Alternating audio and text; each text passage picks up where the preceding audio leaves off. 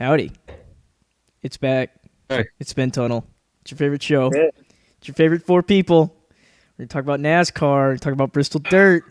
I'm It's Brandon. your favorite two. It's your He's favorite everybody three else. people. I'm It's Adrian. your favorite three people, Adrian Cooper. No. They like me. I'm the star. I'm the You're not the I'm the star. multimedia national brand. Okay. Multimedia national brand you're- Spin Tunnel. be fucking dead with the hammer. When I, Nope. Why when would I you nope, do kill that? you, Why would you do that? deserves it. Okay. Well, He does deserve it. No. what'd y'all think of the race? I had I fun. thought it was good. I Was thought one. it was Fun. definitely better than last year's dirt race. Definitely better, yeah. It was better than A at lot better. least 3 races this year. I saw So middle of the a lot road. of good. I saw a lot of people calling this one the best race of the season. Would y'all agree or not give it that No. much praise? I wouldn't give it that No, much but it I was praise. would good. say I would say it Vegas- was one of the better ones of the year so far. I'd put it very close to the middle of the pack. I would say it's better than Martinsville, better than Phoenix, better than Richmond. Yeah, this Not that in, Martinsville like, Vegas I think the Auto best Club. race of the year so far still is either Vegas or Auto Club. Yeah. I think it's Auto Club. I think it's Auto Club. Mhm. I think it's Auto Club because I didn't like the way Vegas finished. I thought that was janky. I hate those green white checkers sometimes, but because the battle between Busch and Truex was Truex. awesome, and it was like natural and had been building for so long, and then neither of them even got a chance to win. Yeah. It was like damn. One of them didn't even get the top 5. Yeah. So, viewers. This is not the Martinsville post race show. The title didn't update. oh, the title didn't update. Can we update that as we go? I don't know. I think so. You should be able to. I totally goofed on that. That is my bad. This is the Bristol Dirt Show. Now, that being said, if there's anyone out here that is watching this live, props to you. I don't think anybody really catches the show live, and if they do, it's not for more than 5 minutes. But that's okay, because when you don't catch us live, you can catch us on Woodyhead Productions on YouTube.com. I like You should watching it watch back it. on YouTube. I think you should all go watch it back on YouTube. Mhm. Subscribe to our YouTube channel. If we could get up to I 50 agree. subscribers on the YouTube channel, Woodyhead Productions on YouTube.com, we could stream live on YouTube instead, which is way more convenient because we are a This YouTube-based platform. We are not a video game-based thing, so using the video game-based website kind of sucks. This website. But I yeah, hate this. I've always hated this website. Twitch Fuck is Twitch is definitely a good platform to get started on. However, it's not sucks somewhere we want to dick. stay. As you can see, Vito doesn't like a lot of things on this show. Very hateful person. He's a very hateful. I'm also not a huge fan of Twitch. Yeah, Twitch I mean, sucks. I've never watched Twitch. I don't know any. I mean, have y'all ever watched Twitch? No. Yes. The only times I watch Twitch to catch the bootleg streams of NASCAR races. That's about Yeah. as far as it goes. I like when they stream the international Arab stream because it has no commercials. And if you watched last week's show, you know how I and my colleagues feel about commercials. So, What's the Daytona And show? the You Daytona really know how we yeah, feel. Daytona So- show, another one. You really want to find out what we think about caution flags? Check it out. Check out all the episodes so far. At least the 2022 ones. Everything before that kind of sucks. But everything from the prediction videos forward, we've gotten it together and we're getting better at it every week. So stay tuned. Stick around. Shout out to everybody that listens in. We appreciate you. Spread the word. Yeah. It's a great show. Anyway. Judah Man in Reno. Y'all want to go ahead and get into the topics of the day, or do you have anything else you Yes, want to sir. bring out here before we get going? Get into it. All right. Well, to start it off strong, before I put this on the screen, I guess we'll just get into it. Kyle Busch wins, and Oh yeah. Yes, he did. we'll get into the finish later. We're not going to talk about the finish yet. We're just going to talk about Kyle Busch winning and what that means. First thing that I can say that means we got another new winner, which means I think we've hit 8, right? 8. That's half the grid. Half the grid, people. Half the grid. Are we halfway through the regular season? I don't think so. We are on No. track to fill the grid. We are filling the grid this year, and I'm sticking to it. Adrian does not believe in me. I believe in it. I don't know how y'all feel. I think one of the guys that's won one of those first 9 races win a lot of them, and it might be the guy that just won, Kyle Busch. Think so? Probably should have. There's an argument to be made where he might have 2 wins right now if it wasn't for the whole Vegas thing. Yeah, and I don't think there's an argument to be made. I think he just would have 2 wins if that Vegas thing didn't happen. I don't think anything would have gone different there.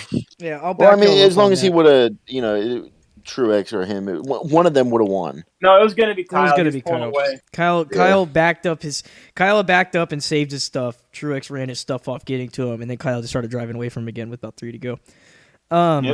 But that was Vegas. That was a long time ago. That being said, we come to Bristol Dirt. Kyle looked great all day.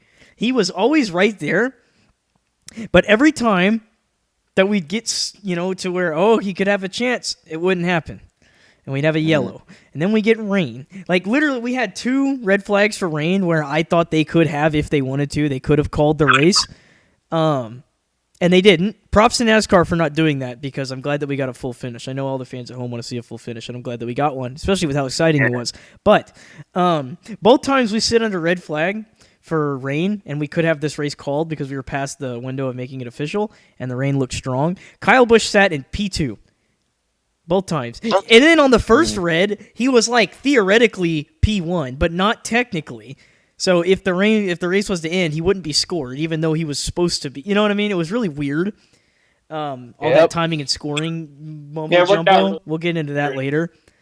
But it was just funny that it looked like both times. It was like, man, he was going to be so, it's just like Vegas, man. He was so close, but he couldn't get it done. And then, on the contrary, he's a clear and far away 3rd place in this race, like in the last lap. There's no way, and then lo and behold, he gets some luck going his way for once in what seems like forever, and he snags a win coming to the line. So he got props to the 18, props to Kyle Busch. I think if they can build off this, they will be, I agree with Adrian, they'll be a very strong team to beat. They've shown their speed so far this year when they have it.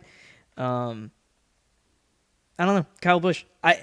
We'll talk more. I mean, honestly, we don't really have him in any other segment, so I think this would be a nice time. I want to talk about Kyle Busch for a little bit. And I want to hear y'all's opinion about this. Because if you asked me, like, 2019, like, he wins the championship in 2019, he wins his 2nd championship, and we look at his, what he had, like a 6-win season or something.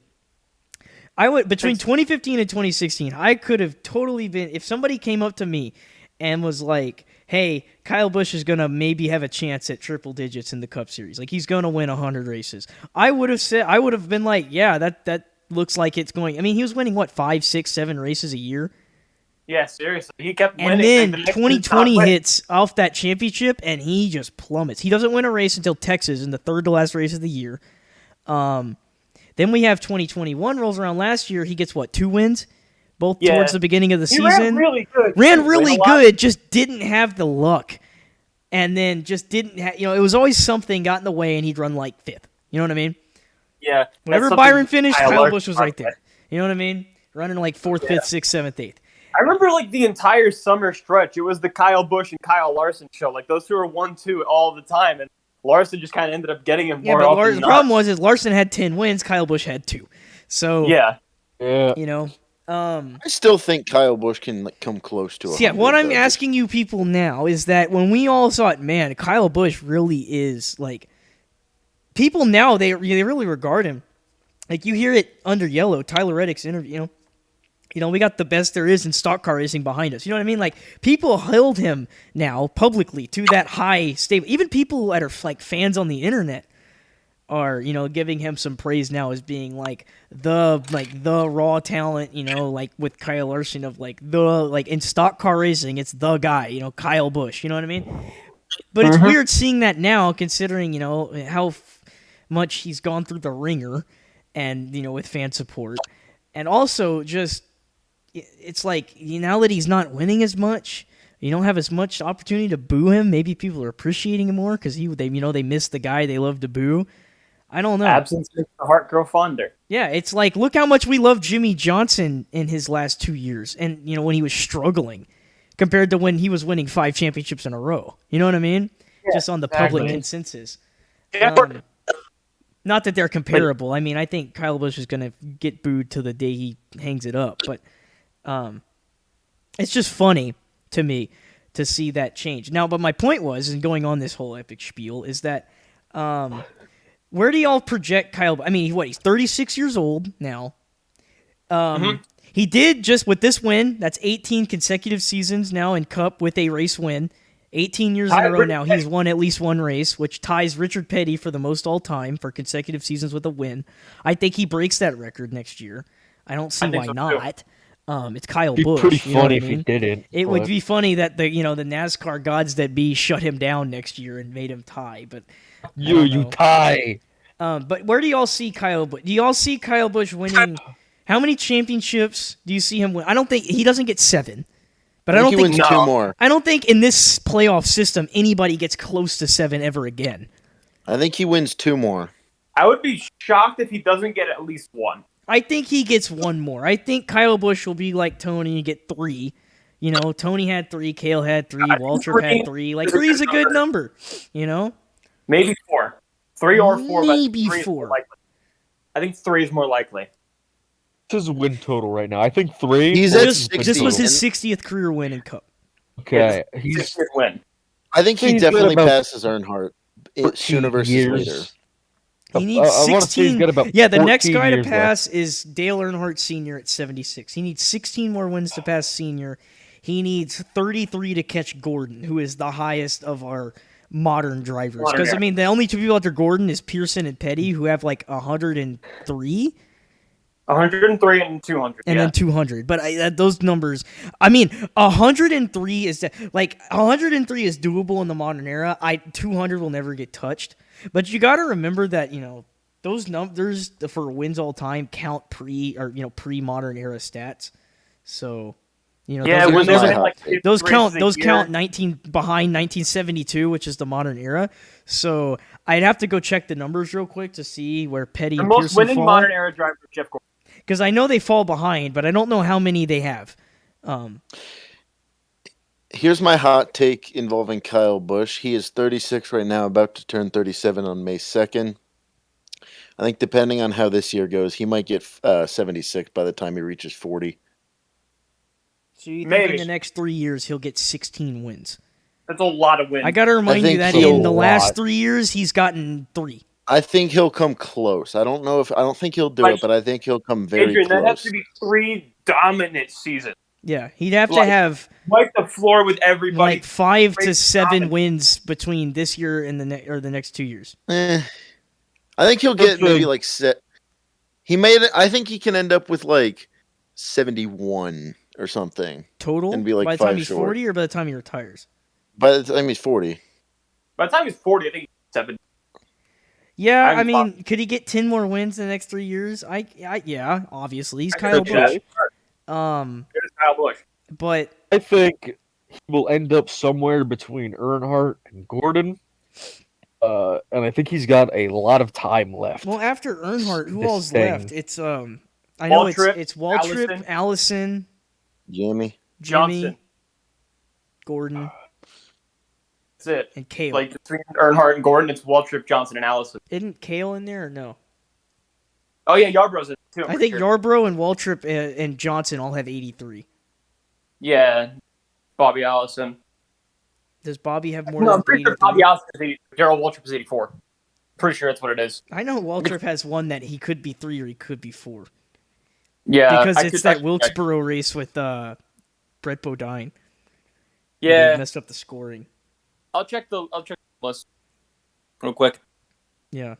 Yeah, Darrell Waltrip 84 and Bobby Allison 84. Yarborough and Johnson both have 83. Okay. So that's what that's at now. Yeah. We'll get 82, I think. And then, don't forget, he's been in a slump too, but right behind Kyle Busch is Kevin Harvick. He has 58. Yeah. So, Harvick, I think, hopefully, I'm hoping, because I'm a Harvick fan, finish around the 65. Because I don't know. He doesn't have too much left, I don't think. I don't know how much time Harvick has left to get 9 wins. But it is Kevin Harvick, so we don't know what kind of year he could put up. Like, 2020 wasn't that long ago, Flipping through... It's not like he lost it all immediately. Flipping through the NASCAR wins list. Funny enough, I didn't realize this, but Ryan Newman has 18 wins. I didn't know he had that many. Yeah, Newman has 18 wins, 8 of them in the same season. Newman has 18. Casey Kane has 18, and then right next to this, how I got here, Kyle Larson. I want to see where he's at. He's 52nd. He has 17 wins. Yeah. Yep. But like 10 of those came last year. So Yeah. Again, it's like remarkable. Newman.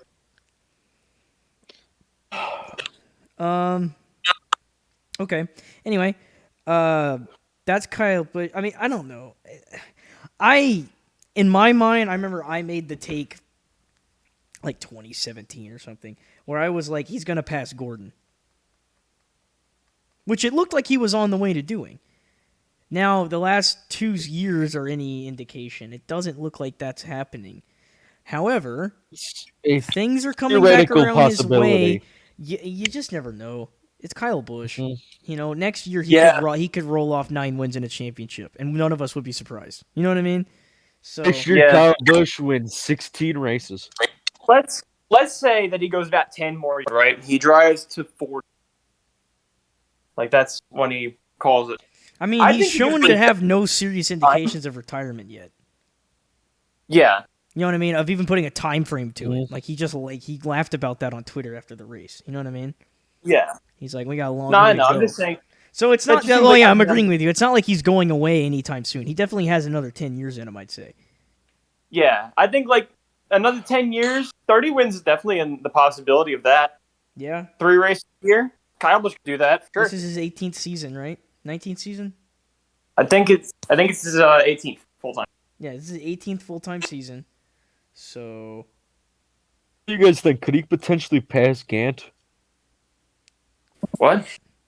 Or, oldest driver to win a race. Yeah, oldest driver to win a race? Oh, oldest driver to win? I don't know. I don't know if anybody's going to want to... I mean, the only person I see doing that is Kevin Harvick. Just because I wouldn't be surprised if Kevin Harvick just kept driving just for the hell of it, because he had nothing. He just felt like doing it.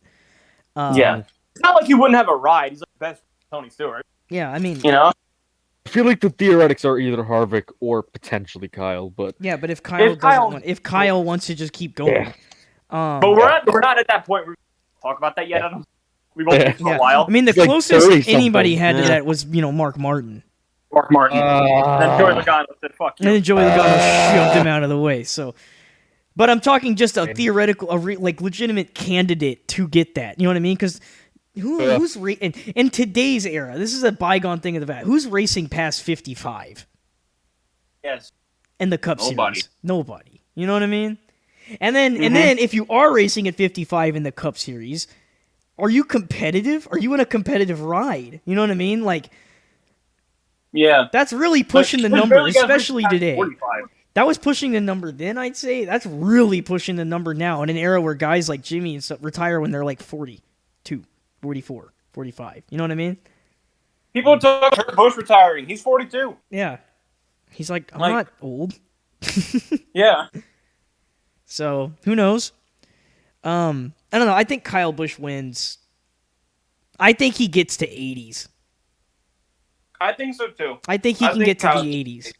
I think he gets one more championship and he gets to the 80s. That's the safe bet. I think he gets 7 wins retracted. They go back or honestly, I take it back. I'm going to play the safe card. I think Kyle Busch wins one more championship and I think he gets to 75 wins. Yeah.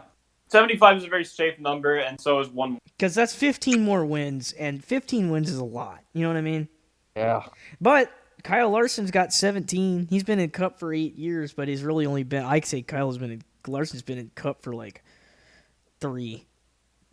Yeah, we've only really seen he had 2 good commitment years at Chip Ganassi, and then the last year at Hendrick was amazing. He finally got some good rides, so... Yeah. I don't know. I guess that's all I have on the Kyle Busch discussion. I just wanted to throw that across, Joe, because I thought it would be a fun time to talk about it, considering he won. And it's something we should probably talk about, because, 2, 3, 4 years ago, he looked like he was an unstoppable force that was going to break every record that we have that makes sense to break. So, who knows? One of the best all time. I also have a quick topic about Kyle Busch that's much quicker than the one that we just had, obviously. Yeah, I was talking about this with Chris, and I think maybe was in the call. We went into Bristol Dirt. A lot of people, your clear far and away favorites were Larson, Bell, and Briscoe. Like 3 dirt guys. Maybe a lot of people thought Stenhouse would be really competitive, but I don't think Kyle Busch. I mean, people thought Kyle Busch would be competitive because he can be competitive anywhere. He's a great driver, but he's been racing dirt for the better part of 6, 7, 8 years now. Whenever he has free, it's not like he didn't get his start on dirt like those guys did, but he races dirt a lot more than people realize as well. So I think he was right there with those guys as a huge threat Yeah. last race. But I don't think a lot of people saw it. Can I throw out a little brag here? Yeah. My uncle every week always asks. He likes betting on sports. He asked me who he should bet on for NASCAR. I told him this week to bet on Kyle Busch. I made some money this week. Yeah. So he got it, man. That's a bold pick. Listen, man, I watched practice and qualifying. I'm like, man, it's fast. Hey, practice and qualifying. Kyle Busch said he's like, we don't have practice and qualifying. Exactly. There it is. We got practice and qualifying back. 18 cars running up front again. Yeah. You never know. Anyway, speaking of, the race as a whole, though, Bristol Dirt, I think this is a good time to, we'll segue into our, we don't really do this often, but I think the only way to really break this race down would just be to go into a race recap and just run through the race itself. I don't know, but I'll let y'all have the floor on this one. You caught more of it than I did. Ooh. Yeah. From the green flag, I mean, your main dirt suspects were right up front, immediately almost. Briscoe, Bell, Larson. Larson obviously won stage 1. Briscoe won stage 2. So, I know Kyle Larson essentially said earlier in this week, manage your expectations. I wouldn't expect this to be a park for the dirt guys, but at the beginning of the race, they sure made it seem like that. Mm-hmm. Yeah, they really did. They kind of ran away. But for the non-dirt guys, I think this would be the opening time. I think we've done this before. We did this at Coda. We got to give some props to Trackhouse, and specifically Daniel Suarez, who for the second year in a row now has come to the dirt race, a track, a style of racing that he never has done, and has yet again put on his best performance in a cup race in his entire career.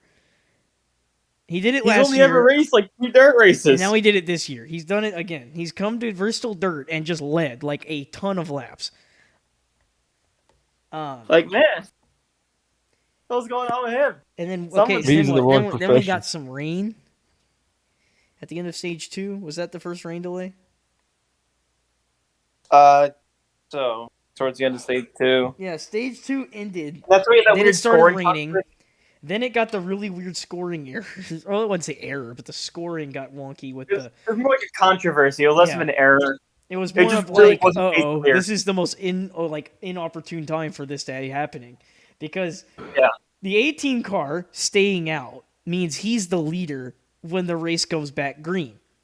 But because after the stage red flag, then that meant Chase Briscoe was scored the leader at the time of the caution. So Chase Briscoe would have won the race if the race ended, but if they went green, Kyle Busch would have been the leader. It was really weird.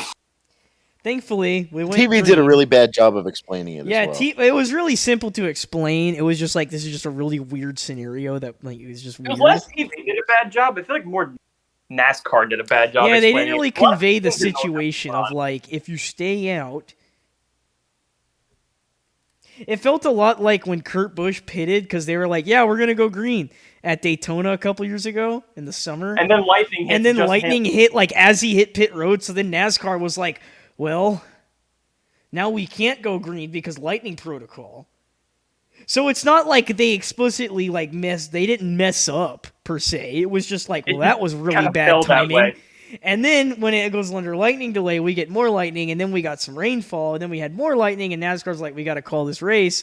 So Justin Haley wins because all of the leaders came to pit road because NASCAR said they were going green, and then as they're on pit road, lightning strikes, they never go green again. The 77 scored the leader, and that was all kind of a sour taste because, man, that lightning could have hit 5 feet, 5 seconds earlier before NASCAR makes the call. You know what I mean?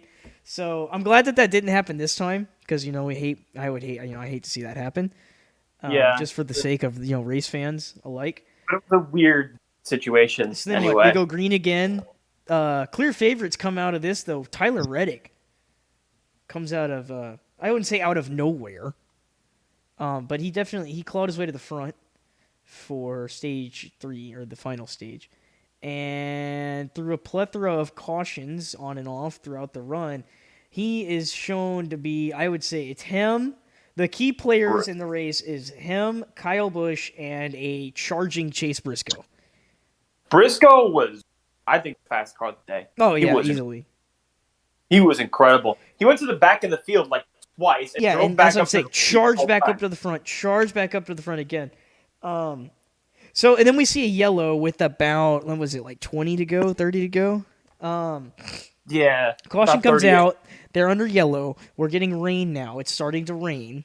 NASCAR brings all the drivers to pit road, and it's like, okay, it's raining pretty hard. This could be it. This is our second rain delay. Tyler Reddick's the leader.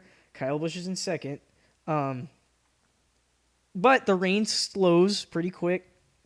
The vortex theory proves true. They get the packing cars back out there. They do some laps around the track, get it packed down. The rain stops. Thankfully, with the dirt track, it kind of absorbs the water, which is nice. Makes it way easier drying process. Yeah. Yep. And then what? We get the cars back out there. Reddick takes the green. Kyle Busch can't do nothing on the bottom. That was a problem we saw all day with restarts. Guys on the bottom, there was just no grip down there to make anything happen. Yeah, it was more just like getting to the top as fast as possible. Because down on the bottom, it was just like mush and all that rubber, that had been laid down earlier in the race. And when the rain gets on it, it gets real slick. So guys were searching for the top in that, in that thick stuff, all the crud that gets thrown up there. So they kind of like were able to lean into that and get some, pack something into the right rear and really make some grip, where guys on the bottom just couldn't do that. So everybody that started on the bottom on the restarts kind of got screwed. So anyway, Kyle falls off. Chase Briscoe started right behind him, just throws it around the top side, and now we have the battle. It's going to be the 8 and the 14. Reddick and Briscoe. We got a guy who's yet to win yet, hot prospect, looking to get his first win for RCR, and you got the 14 car who just came off his first career win, another hot prospect trying to win for Stewart-Haas. He, gets his first win at Phoenix a couple weeks ago. Now he's trying to get his second, you know what I mean? So we got these two key players. And the funny thing is, so this is duel. We have the 8 car who's clearing away out front, in control. And then the 14 car who is absolutely killer in 1 and 2 compared to the 8 car. However, his 3 and 4, he kept slinging it way too high up into the nasty, up into the marbles, all the way to the wall every time, where the 8 car just kind of rode. And, the broadcast there, and I agreed watching this. I was like, man, if he just rode through 3 and 4 just nice and easy and just, didn't try so hard, just rode, just relaxed in 3 and 4 and just kind of ran a safe middle line, kind of slow, his 1 and 2 would have make up for all of that time loss and then some. So instead of, breaking even by doing an awesome 1 and 2 and a horrible 3 and 4, he could have just done a mediocre 3 and 4 and then killed it in 1 and 2. And he would have flew right by Reddick earlier in the run. Coming to the checker. But we see the laps come winding down, lap traffic starts to get involved. They're not a problem because they're kind of they just run the bottom and get it out of the way, but it does kind of limit your line choice a little bit. Not that anybody in the front wanted to make a choice. They were all running the top. So white flag's out. 2 to go, 3 to go. I didn't really think the 14 had a chance. White flag is out. Reddick gets a little high off 3 and 4. The 14 in the last 3 laps. The 14 on the last couple laps finally just starts running mediocre in 3 and 4 and making up time in 1 and 2. So he runs mediocre in 3 and 4. The 8 car actually overdrives 3 and 4 coming to the white, almost gets in the wall off 4. Now we take the white flag. We got one more time around. Who's going to win this race? Because the 14 is close now.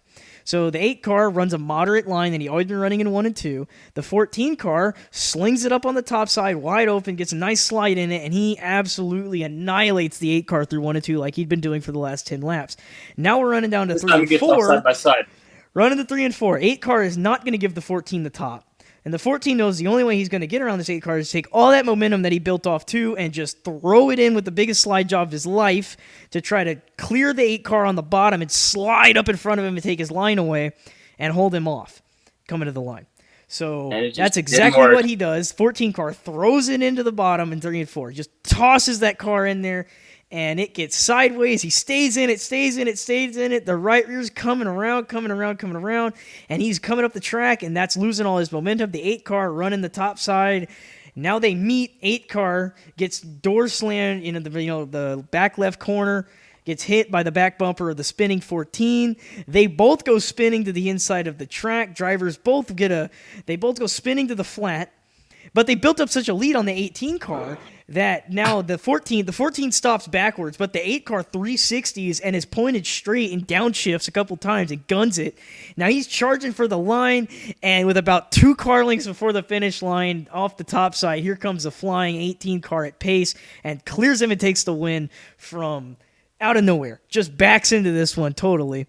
Ironically enough, that little spin move that Reddick pulled is kind of similar to what Kyle Busch did when Harvick turned him around at Martinsville a couple years ago. Yeah, just a perfect 360 to the inside, and the 8 car loses out on his first race win by 1 bad slide job and about 2 car lengths at the finish line. Heartbreak. And it sucks too, because I love Tyler Reddick. I really hope that this doesn't become much more of a thing. Like, I don't want us to be sitting here like 2, 3, 4 years, and he still doesn't have. Go ahead and put that on the screen. By the way, Tyler Reddick is our biggest loser this week, and it's not his fault. It is not his fault. However, it is the heartbreak of the century, and we need to put him on the board for it. I need to mention this is his 4th second place finish so far. What, 2 years in Cup now? 3. 3. This is his 3rd season, 4th runner-up finishes. We've seen him run so well so many times, and then this happens. Not only that, but doesn't he have a runner-up in the 31 too? I don't think it was a runner-up. He finished like 6th. Or somewhere. He finished in the front. He was running in the top 5. Before we get race. we get really into Reddick, I just want to say one more thing about actually Briscoe. He's been amazing this year on every type of track. Are we sure he's not able to make a run this year? That's honestly. I am kind of sure because I feel like he'll get a little in over his head. I mean, you got to remember it's baby steps. This is a younger guy. You can run good all year. It doesn't mean you still gotta beat the 5. You gotta beat the 11. You gotta beat the 4. You gotta beat the 18. You gotta beat the 19. You gotta beat the 9. You gotta beat the 24. Like in November. In playoff time, when everybody brings their best stuff and is on their A game, there's a lot of good cars, Yeah, exactly. with a lot more experience than he has. That's not a knock on him. He's gonna be one of those people in a few years. I'm shocked he's not. He's so good right now. I can only imagine what it'll be in a couple of years. I think it's not a far cry to say that he will be the leader at SHR for a while. I mean, think about it. Round of 12, easy. Round of 8, probably. I could see him making the round of 8. Yeah, that's what I mean. I don't mean championship 4, winner. I could definitely see him. I don't even see him making the final 4. There's too many good cars to weed it down to 4 and him being in it. I'm sorry, but I think he can make the champ. I think he can make a run to the round of 8. I think that would be a really good year for the 14, considering I don't even think they made the playoffs last year. So no, only 2 Haas cars made the playoffs last year. It was the 4 and the 10. You would expect those 2 to make it. Yeah, and the 10's the only one that won a race, surprisingly. Yeah, I know. Really. I'm not expecting championship 4 either. I just meant a round of 8. Yeah. Yeah. I can see that. That's a good goal they could set. But I mean, they all came together into this together. Briscoe, Bell, and Reddick, right? So Briscoe, Bell, Reddick, Custer, and Byron. They all came around that same. I think Bell's coming around this year too. He started out slow, but I think he's finally picking it up a little bit. I'm just worried. Is it too little, too late? I don't know. We'll see. Talladega is a crapshoot, but I it's think just there's a matter couple of of how racetrack. long Toyota is willing to keep him around when Joe You want comes to speak about someone? when Joe comes and knocking with the Ty Gibbs Cup contract. We have little baby Gibbs on the way. He's on the way, and he's on the way fast. So it's do or die at the Gibbs camp, I'd say, if you're going to. Let's talk about someone who should have to prove himself or get cut, but he won't. Cole Custer. I hope he does better. I really do. You know what I'm realizing too? I totally forgot while we're just talking about Stuart Haas. I don't know. We have Reddick on the screen, but we're totally talking about something else, and that's fine. Who cares? It's all good. Who's taking the 10 car next year? I totally forgot. That's going to be an open seat. Priest. You think it's going to be Ryan Preece? My guess is Preece, but like I said, I wouldn't be surprised at all if they stole someone from somewhere. Maybe not Toyota, but maybe I wouldn't be surprised if they just took some random guy from Xfinity. The way I see it, If it is, I will be shocked because I would 9 times over, 120% say that is a horrible move if they were to take an Xfinity kid and put him in the 10 car. Yeah, they need experienced drivers right now. Because Priest, again, experience. Kevin Harvick is not going to be around much longer. Almirola is leaving. You have Cole Custer, who's been pretty lackluster so far, and Trace Briscoe is finally finding his stride. If you have another rookie in there, they're going to struggle. Their best years was when they had veterans. They had Kurt Busch, Clint Boyer, Eric Almirola, and Kevin Harvick driving those cars. You know what I mean? That was their best year, 2018. Veteran drivers. We saw this with Hendrick. When Hendrick had Jimmy Johnson daycare, when it was Jimmy Johnson and then Elliott, Bowman, and Byron, they struggled. Because Johnson was struggling, Chevy was struggling, and then you guys try to, bring 3 kids in and be like, here's how you cup race. And Elliott was doing good, but the other 2 were pretty hit or miss. And we saw that happen with Haas. I mean, they've only got 1 win last year. They've got 1 win this year, which is nice. I think they get more, at least with the 14, maybe the 4, maybe the 10. I think the 4 will get 1. But I'd be surprised. We'll get 1. I don't know. If it's not, if Priest, yeah, I could see it. I'm not that high on Ryan Priest like other people are, and that's not a dig at Ryan Priest. I know Tony is. That's why I kind of trust that. Tony likes. And he didn't really get the best shot at it, considering he did really well when he had those seats and those Gibbs rides, and he won a race in Xfinity, and then he went and drove for JTG in a second unchartered car. That's not the best equipment. He ran his. And he ran pretty solid for what he had. So, and he won that truck race last year. So, I mean, obviously, I'm not saying he doesn't have talent. I mean, he's a beast behind the wheel. I don't know. I don't know. The cup side on big tracks may not be his thing. Yeah, it is still this is going to be a top tier ride in the Cup Series. You need to. It's going to be interesting. Here's your shot. You know what I mean? Because I think one thing that makes it tough, right? Ideally you want a veteran, but who's even a veteran that contract is up? Do we know? What's? I mean, we don't know anything about any contract now. Only people I would see, you get Kurt Busch back maybe, but I think he looks to be pretty happy with Denny. I think he stays with 2311 until he retires in a couple of years. I think they're basically getting ready. I don't know where Truex's career is at. Yeah, Truex could be shown the door just on his age and getting replaced by Gibbs because I don't think Toyota wants to drop Bell. Right. Yeah, Truex could show the door like Matt. Yeah, Truex could get Kenseth because they're not going to get rid of Kyle. They're not going to get rid of Denny. These are Kyle up to this year. But, I mean, and the same thing, they bring full year sponsorship. Kyle had Mars on board in Interstate. Denny has we don't FedEx. know who's going to replace Mars. But Denny still has FedEx for pretty much the whole year. He's bringing that. My bet is Yahoo, but we'll see what. Truex and Bass Pro are 2 peas in a pod. Problem is, he's old, and Gibbs is he obviously wants his grandson to have all, so, and, he built a legacy, he can do whatever he wants with it. The kid's obviously got talent. But I don't know. We'll see where that goes. They need a veteran, I think, over there because Almirola's going to leave. Almirola brought a lot of money to the team with Smithfield, and he also brings results. That's not me saying he's a wasteful pay driver or anything. But, it's going to be not hard a winning driver. You bring in a guy like Priest. Priest is bringing no sponsorship, So maybe he could get something with Hunt Brothers, with Kevin Harvick's deal, because he's one of Harvick's guys on his little thing. But the problem with that is they already sponsor Harvick, so it's kind of like we're just sharing the wealth here, and that may not be good for profits. I don't know where that all lies. I don't work in the head office at Stewart-Haas Racing. I'll let them figure that out. Being said, the Tyler Reddick segment has been nothing about Tyler Reddick, but we got. It was about him for a little bit. I mean, we are with his sorrows, and we will struggle with him until he breaks through. The poor guy. Like I said, till he gets I really hope it doesn't turn into a thing. You know what I mean? I hope it comes sooner or later because it kind of it's reminiscent. Remember when Chase Elliott came to Cup and it was like a thing for those first. He got 8 second place. And he got second 8 times in a row, and he could never seal the deal for whatever reason. And it was kind of funny, and then he finally won. So yeah. But I'm just hoping we're not sitting here in like now he's falling off a years. cliff again. Yeah. What happened? Well, Chase, what? That's a topic for another day. I mean, he's getting great points, but yeah, he's not getting wins. I think a winning guy. He's getting absolutely outshined by like all of his teammates in terms of just raw pace.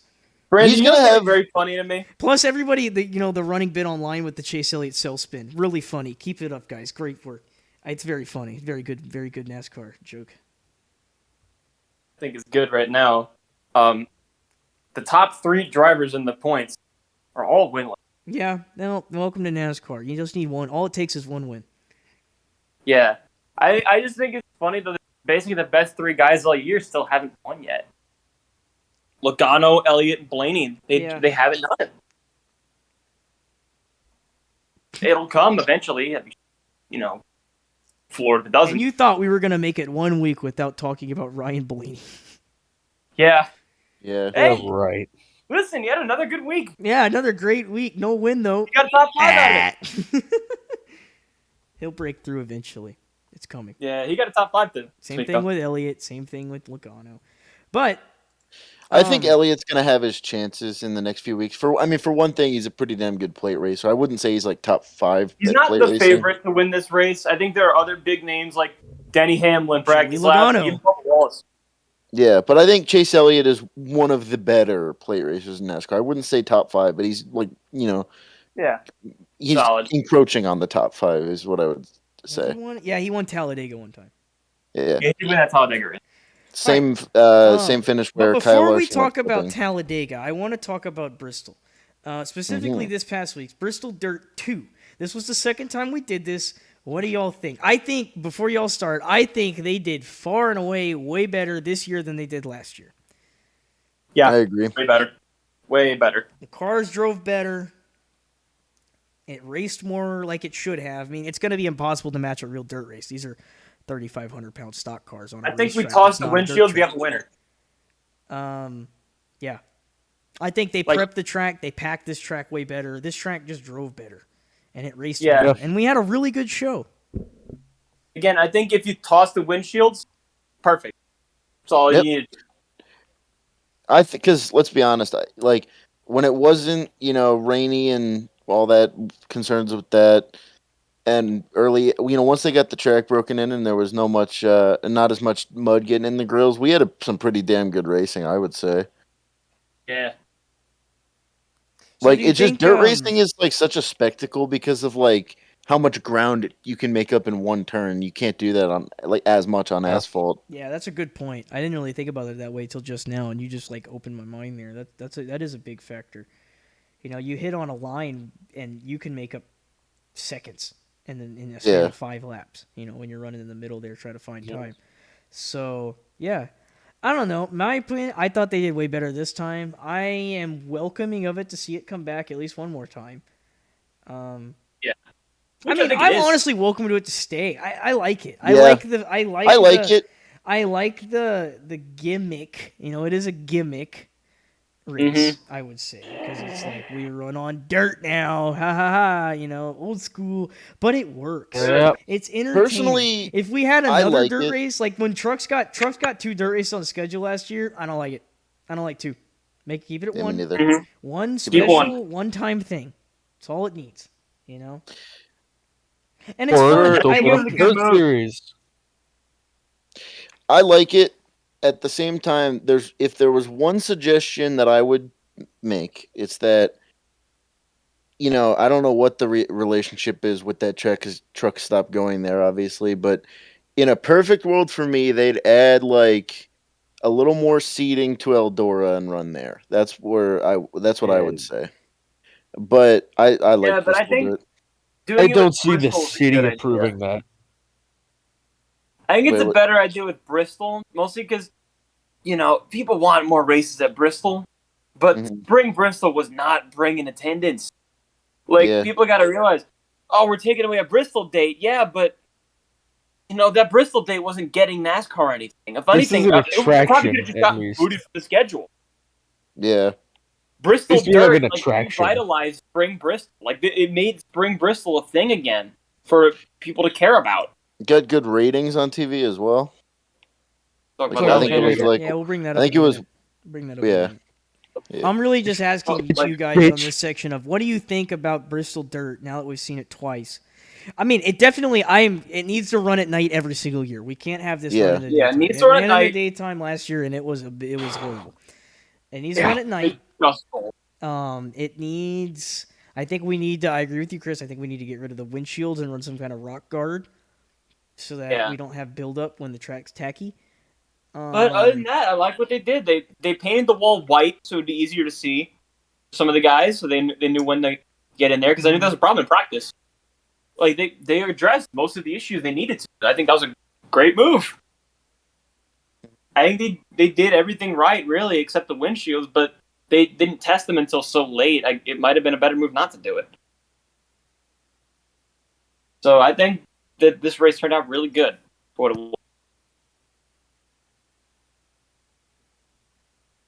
Yeah. Yeah. All right. I don't know. I like it. I'm here to see it stay. I'm a fan. Yeah, I had a lot of fun. That was a fun race. And it appears it really shows the versatility. These cars can really just race on anything at this point. Next gen wins again. Yeah. But it wasn't just us though, because you brought it up, Agent. TV ratings, Dan. Like, great. What was it, like the second highest rated behind Daytona? We had huge ratings. We had 4 million viewers. I think that's second to only Daytona this year so far. Don't get me wrong. I might be right about that. Yeah. Back to the Spring Bristol thing. That's the most Spring Bristol has had in, I believe, 5 years. Like, wow. This race really just revitalized Spring Bristol as a date. People showed up to the track more. Like, Spring Bristol is what it should be. And they stayed when it rained as well. A lot of them. Yeah. A few of them went home, obviously. Yeah, I mean, it was getting pretty late local time. It was about 11 o'clock. Yeah. Yeah. On a Sunday, with work on Monday. Uh-huh. Which you can maybe make the argument that maybe next year, if you're going to change it, maybe move it to Saturday. But other than that, I mean... Well, I think the Easter date probably helped the rating. Oh, yeah, true. That might be true as well. A lot of people... it's like, hey, if people are hanging out at home, let's all sit down and watch the NASCAR race. Yeah, it's like Thanksgiving. What do you turn on? You turn on football. Okay, it's Easter. Let's turn on some exactly. NASCAR. Yeah. Like so they can definitely build a tradition out of this. Like, okay, it's Easter weekend. We're going to Bristol on the dirt. That's like the thing. Funny, this was controversial. Like that was a controversial move to make it Easter. And I think it paid massive dividends. I think it worked perfectly. Yeah. It turned out great. I don't know. I'm just happy to see this race do as well as it did. Hopefully, we can people can start accepting a little bit more that this is like a good thing probably for NASCAR. And there's a lot of people that don't like that. Mm-hmm. A lot of people that don't like that, but it's it helps a lot. If you want to see the sport grow, this is a great way to do it. As well with the TV, it was pretty awesome hearing another boogity. Yeah, it was good to hear it back. Hopefully we hear it once more this season at least. I would love to hear it at Darlington. Yeah. When's Darlington? In 2 weeks? Because you get Talladega, then Dover, then Darlington? Or is it Talladega? Dega, Dover, Darlington, I believe. It is It is Dega, Dover, Darlington. I have Joey Logano winning this week, but then I have Hendrick. Yeah, actually, I have Larson. Did anybody get this predicted? Did anybody pick Kyle Busch for the race? I think 3 of us picked Larson and you picked Bell. 3 of us picked Larson, you picked Bell.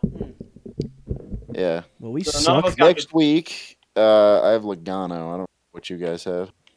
You got the sheet? I got Blaney on mine. Who I picked? I probably picked Hamlin. However, I do know that after Talladega, I have Kyle Larson going back-to-back, so we'll see if that plays out. That's a bold pick. I do want to mention somebody, though, for Talladega. I guess we can just open this. Can we just open it to the open segment? We're just going to talk about Talladega. Yeah. I really want to mention this. Brad Keselowski is back up to the points. And he's running the all-white. He has 7 wins. 6 wins there, I believe it is. 6 or 7. Yep. Second all-time, tied with Earnhardt and Jeff Gordon. And fucking Gordon. Yeah. All I'm saying is we're at Talladega. Keselowski is back within playoff contention range. He wins that penalty that you can forget all about that. Yeah, Talladega, Adrian, me and you have Logano. Chris, you have Blaney. Brandon, you have Stenhouse.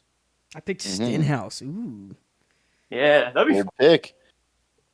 It's funny. I was looking at the betting odds because I look at the betting odds every week who's where. Bubba Wallace top. He better be. He's been fantastic at Bubba late Wallace tracks. at the highest odds, tied with I believe Hamlin, Logano, and Blaney. Hey, it's a fun little development. Yeah. Yeah. Hold on. All right. Okay, so I'm taking my time. I'm about to sneeze. I don't want to sneeze in my mic. Okay, anyway, got that out of the way. Hold on, let's see here. We got Reddick, Harvick, Bell, Almirola. Those are the bottom of the playoffs right now. Mm-hmm. Now Bell is only 8 points ahead of Daniel Suarez. Mm-hmm. Just more props to Daniel Suarez. I'm impressed. They're knocking on a playoff Yeah, I look spot at you mentioned Bell. I do look at Bell as a little bit of a Bowman recently, where he'll be running up front, in a plate track Daytona Talladega, and then it's he's wrecking. He's like, yeah, I'm running along, and then it's like, oh, there's the crash, and he just gets hooked. And Yeah. Alex Bowman, I think, is the worst victim of that. I did nothing wrong in this. I was just the victim of everyone else's problem. But that's Talladega, That's just the way Alex Bowman has been the victim of that his entire Cup Series career in the 88 to the 48. It's always been he'll be running up front, and wreck. Like that time when he was leading. Perfect example was like, Bowman takes the lead back in the 88, and then Logano just turns him. Yeah. He absolutely dumped him and the whole field into 3. And I was like, oh, there they go. Or like last year in the fall at Talladega when he had the lead and the spotters like, okay, it was like spotters like pushing. Oh, we're wrecking. Okay. Yeah. Oh, we're wrecking. On the radioactive. The fucking wall. Yep. My favorite plate race radio of the last 5 years was when in the Xfinity race when who was it? Myatt Snyder, who flipped into the fence at Daytona this year. Myatt Snyder. Yeah, when he flipped and the guy's like, drive it back, because he's like, you can't see him, and he's like, Are you seeing this right now? Like his car's in 50 pieces in the grass, no wheels on it, just went through the fence. That's another thing. It might not have been his audio, but it was someone's audio showing his car, and it was really funny. That's another thing, Brandon. Now that you mentioned that, though, we got Xfinity, we got Cup. You think we see a flip this week? Okay, well, you asked me, you think we see a flip? I don't think it was on the air. You're like, man, you think we'll see a next-gen car flip in Daytona? And I was like, no. And then it's lap 30, and there goes Harrison Burton on his roof. And I was like, no way. Well, we had to catch it on the replay. We watched the crash live, went to Liberty Mutual break for about an hour, and then came back and saw the 21 car actually went upside down. And nobody called Here's why I think these cars are going to flip. I don't know if it'll be more or less than the Gen 6. It's just it felt like to do one of those sideways blowovers with the Gen 6, you still had to be going pretty quick. Harrison Burton was slowing down and did it. Yeah, but he also got hit. I think you need some contact, and that's when we saw those cars flip last year and years prior. They had contact. I think there's still potential to see a rear ways blowover, but they're going to be much less common. We're hurtling cars around at 200 miles an hour, making contact. Yeah. You're never going to get rid of There's never not a possibility of a flip. You can limit how much it's going to happen, with the roof flaps and, taking the wings off, like with the COT. But even then, it's 200 mile an hour. All it takes is one bad hit going one weird direction and you're flying through the air. You know what I mean? It's just the way it's going to happen. It's bound to happen, and all we can just hope for is that everybody comes out okay. And that tends to happen now, especially in today's day. The cars are in my opinion, now. I'm not advocating for flips because, right, but no. If we see one, it's bound to happen. They're never not going to have a chance of happening. So it's just a much better choice to make the cars safer, is to make the cars unflippable and compromise any maybe safety they might have. I don't know, but I think Talladega is going to be interesting. Daytona was very gridlocked into 2 lanes. If I remember correctly, it was you could run in a big pack and look cool, but it was hard to actually make passes on the lead car without a lot of bump drafting help. I think we saw that too at Atlanta, but Atlanta, you're also gridlocked just on track space. You can only get so wide there. It's very tight. So, but I remember at Atlanta, you could get a pretty big run on a guy. It was just hard to make that move because there was not a lot of room to make it, especially if you were 2x2. Trying to force a 3-wide move at Atlanta was just asking to wreck 25 cars. So, Yeah. But now we're going to Talladega, which is both longer and bigger and wider than any other track on the schedule. So I think we have a lot of room to, see some exciting new action with the next gen, the 7th generation car here. Sweet home Alabama. It's going to get crazy. I'm excited for it, man. I'm excited for Dega. I'm excited for the Xfinity race, and I'm really excited for the Cup race. Because I'm excited, but there's going to be times a lot of players, with how competitive it's been this year and how equal the cars are showing to be, there's going to be a lot of names that could steal one here. So, does it happen? I don't know. We could have an amazing race, and then Denny Hamlin wins, and everybody goes home groaning, or we see a guy like Todd Gilliland or Harrison Corey LaJoie, even Bubba Wallace. I'd love to see Corey LaJoie win. That'd be like, I would be so happy if Corey LaJoie wins. We'll see. It's not going to happen. Eric Jones, Ty Dillon. You never know. Ty Dillon ran great this past weekend. Shout out Ty Dillon. At least in the middle there. You know who else was running really good? J.J. Yaley. Yeah. Yeah. What the hell is that? He got caught up in some mess. Someone else's wreck in the middle there, and it kind of set him back. I forget where he really finished, but there was points in the race. He was running in the top 20. He's got dirt experience, right? USAC champion. Yeah. So. Yeah, he got up into the top 15. He was like top 10 contender at one point. See, that's why. That's why I wish more teams would do this, especially, parts shortage, you're not going to see it this year, but I'd like to see in a couple of years teams that have like 2 cars or 3 cars where, you can run a 4th car, like give guys like who have expertise in that type of racing maybe a ride for that week. I think it'd just be cool to see because, the cars are in the long run meant to be a lot cheaper. So it'd be cool to see like one week, Richard Childress run the 29 or something, or, Penske bring back the 33 for a race. Oh, trying to figure stuff out, develop more guys. Yeah. From what I'm seeing right now, it looks like there's a chance of rain in Talladega this Sunday. Not a shock. It's Talladega in the spring. Yeah, and I think pretty much from now to like mid-September, there's decent chance of rain in any race, but just because of that, it's summer weather, it's spring weather, it's April showers, obviously. Now. Yeah. I don't know if it'll happen. I mean, and if it does, and if it does, we might not get the race called. I don't know. We'll see what happens. I don't know. Who knows? Mention Bubba Wallace. Dude, I'd hate to be here Twitter if Bubba Wallace wins the rain shortened race again. Oh my God. Hey, he could do it legit this time. I'd like to see him do it legit. Oh yeah. It's funny. Did you hear Bubba in the interview when they were under rain delay? And about the Mickey Mouse tweet. He's like, Kyle, get ready for the Mickey Mouse tweets if you win this rain shortened race. I had to deal with them. Yeah. That was really good. People so easily forget that, let's say that race does go green. Bubba Wallace would have been right there. It was Kevin Harvick, it was Bubba Wallace, it was the Penske boys. Those were the 5 best cars. Which, no surprise. Bunch of Fords and Bubba Wallace. Yeah. So, those were easily the 5 best cars of that race. They probably would have been right there in contention going. And even if the race had finished, Bubba Wallace had a fast car. And he finished second at some this year, was running second on the final lap at Atlanta. Yeah, he's obviously shown his pace comes at these super speedways.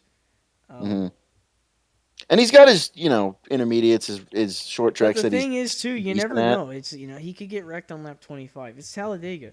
Yeah. We saw it a year ago. You just never know. But then what's funny? There always seems to be those same 5 people in the front at the end of this. Like Ryan Blaney wins this, I'm not surprised. Denny Hamlin wins, I'm not surprised. Joey Logano wins, I'm not surprised. I don't know. I hope we get a fun winner. That is my sentiment going into Talladega. Yeah. I hope we get a fun winner. I hope we get, and as long as it's somebody who hasn't won yet, I'm happy. But I prefer it to be somebody who doesn't really have a chance on a normal track. Don't make it be like Harrison. Again, I see the return of bad bread. That'd Do we be think awesome. we get Bad Brad, the plate racing machine? I mean, he's defending winner of this race a year ago. Or do you think we get like Brad Keselowski? I don't know. Why Again, not both? Could be seen as Bad Brad. Because I mean, Bad Brad could like Keselowski his way through the field on the last lap and win the race. He's back in 30th in the point. He's eligible to be in the playoffs if he wins. All Brad has to do is win this race. So you know that he's going to be a man on a mission this week. I'm pulling for Especially him. because this is his best type of track. So good.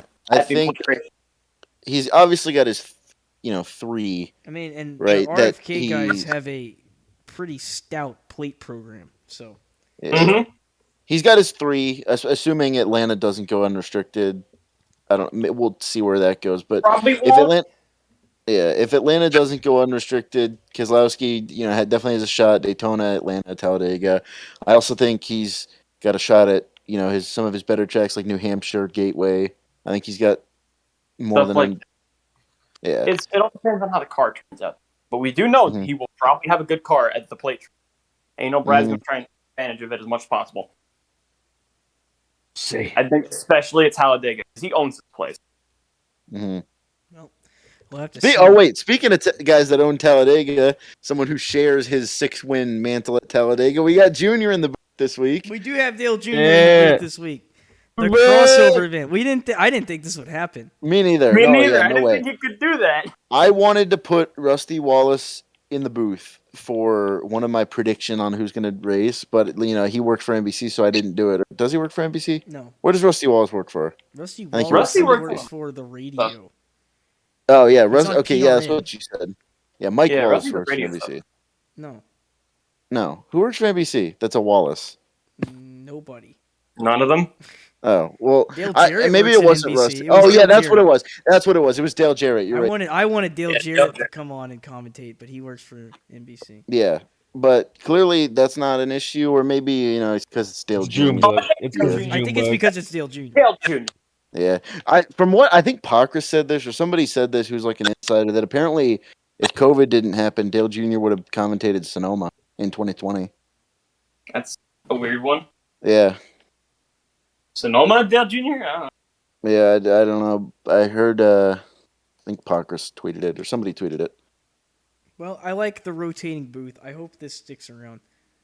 I mean, Dale Jr., though, Larry Mack used to do this. Larry Mack used to be on, when NASCAR would swap between Fox, it would go Fox, and then in the summer it would be on TNT, and then in the end of the season it would go to ESPN. He used to be on all 3. He would just be he was just on all 3. Like, he worked for all 3 networks. Yeah. So Larry McReynolds on all of them. Maybe is he still that way? No. No. He used to be. Now he just works for Fox.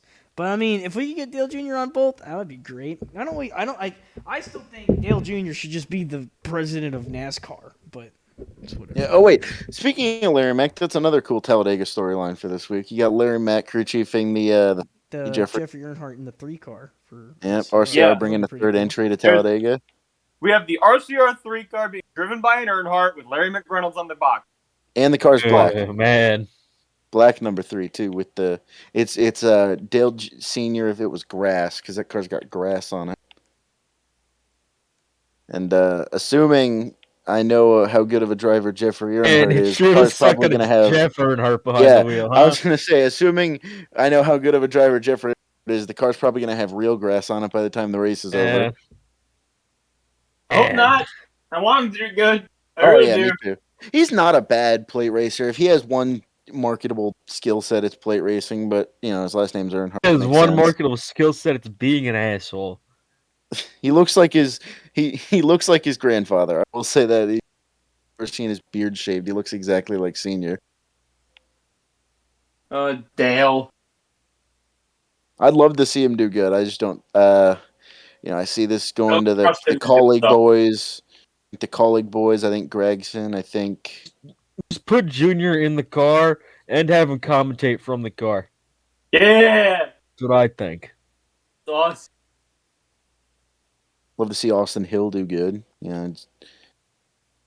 So far, the only plate winners: Austin Hill, Ty Gibbs. You got to give them a shot. And Talladega. I hope we crash at least half the field. Oh yeah, If they don't crash half the field, they should just make the race go along. If they don't, they got to send the other cars backwards. Yep. The car's out. It's in these fans' home without crashing at the field. Well, I think we'll just have to give our sentiments when we come back next week. Talk about what happened. We're going to have a lot to talk about. It's Dega week, baby. Sweet home Alabama. Well, I guess that's everything we got. We clicked over an hour today. Good show. Nothing more I got to add. I don't think y'all have anything else to add either. Moist. Highway, man. All right. Well, with all that being said, this was this week's episode of Spin Total Bristol Dirt. We'll be back next week to talk about Talladega Spring, and we hope you have a good week. See y'all later.